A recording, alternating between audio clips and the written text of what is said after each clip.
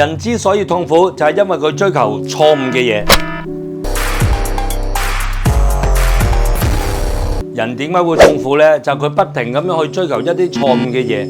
好多時候咧，因為你中意同人比較啦，中意貪婪啦。